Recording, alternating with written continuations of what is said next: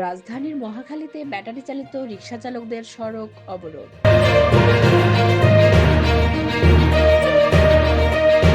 ঝালকাঠি ১ আসনের সাবেক এমপি সেই স্বঘোষিত হেডামলা শাহজাহান ওমর গ্রেপ্তার।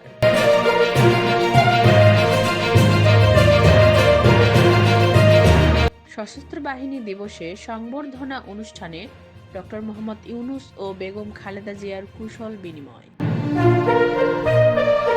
ফেসবুকের এমপি ব্যারিস্টার সুমনকে আদালত প্রাঙ্গণে ডিম ও জুতা নিক্ষেপ।